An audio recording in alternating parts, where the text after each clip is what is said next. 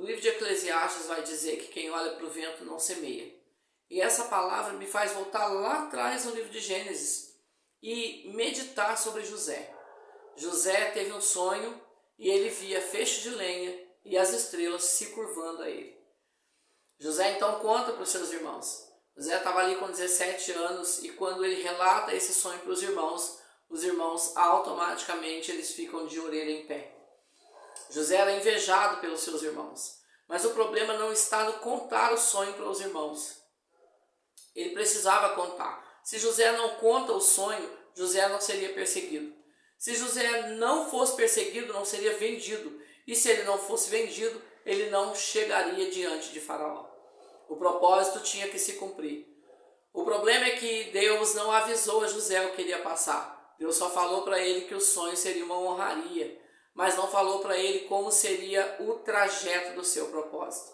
E muitas das vezes o trajeto do nosso propósito, ele vai nos trazer dor, ele vai nos trazer uma batalha espiritual, vai trazer guerras e dores inimagináveis, porque eu posso imaginar as dores que José vendeu. Imagina você sendo vendido pelos seus irmãos, imagina a dor psicológica que isso não causou, a dor emocional que isso não gerou nele, a dor que isso não gerou no seu pai. Mas José então está dentro do palácio, e dentro do palácio do faraó, José ele vai ainda viver algumas outras emoções, e entre elas algumas aventuras muito perigosas, coisas que se José não tivesse um discernimento, ele não tivesse com a sua mente voltada para Deus, ele não tivesse alinhado ao propósito de Deus, José certamente não teria vencido. E num determinado tempo José é então condecorado, levado a governador do Egito.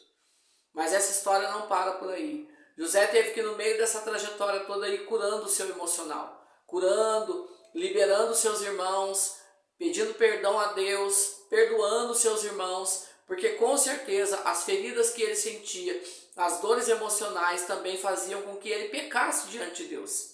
Sim, pecasse diante de Deus. Porque muitas das vezes nós guardamos no nosso coração os resquícios do que fazem contra nós.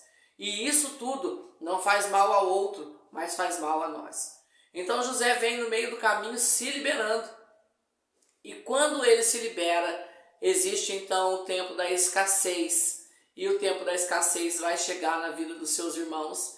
E José nada mais foi também do que colocado naquele lugar por Deus pelo nível de inteligência que seria desenvolvido dentro daquele governo.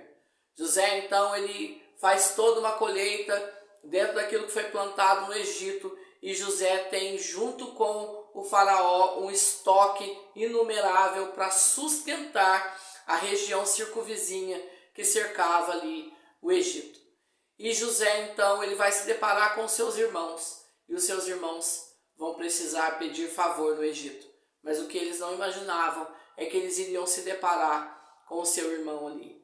José então está em alto posto, mas José na sua humildade, na sua simplicidade, reconhece os seus irmãos. Os seus irmãos não conseguem o reconhecer e José ele vai ter um período com ele. José vai chorar porque estava diante dos seus irmãos, mas José vai servir a sua casa, ele vai servir a sua terra.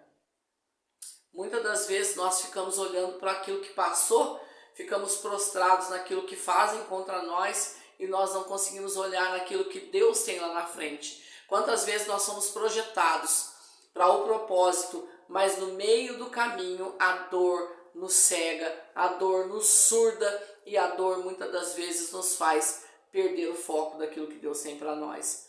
José, ele não olha para isso, José ele segue em frente e quando ele menos esperava, ele estava ali junto com os seus irmãos, podendo servir os seus irmãos. Hoje é dia de liberar, hoje é dia de quebrar mais um decreto, liberar, de perdoar, de deixar seguir, de deixar ir, e muitas das vezes é esse o propósito de Deus, para que venha se cumprir a vontade do Senhor. Isso não se tratava só do problema emocional que estava na vida de José ao longo daquele tempo. Eu acredito que até no meio do caminho José foi se esvaziando daquilo tudo. Eram tantas coisas acontecendo à sua volta, José tinha que liberar os seus irmãos. Mas quando José está com eles, houve abraço, houve perdão, houve restauração. E hoje Deus quer restaurar a sua casa, Deus quer restaurar a sua família, Deus quer restaurar relacionamentos, Deus quer restaurar a sua história de vida. Você não foi colocado cativo à toa. Você não foi colocado na condição que você está agora à toa. Deus tem um propósito sobre você. Faz cumprir o propósito de Deus. No meio dessa trajetória, observa o que Deus está fazendo. Deus nos manda observar o tempo, o modo e a estação. Porque para tudo temos que passar por uma trajetória de vida. Porque senão nós não vamos crescer, não vamos evoluir e não vamos frutificar. E o propósito de Deus é que venhamos dar fruto.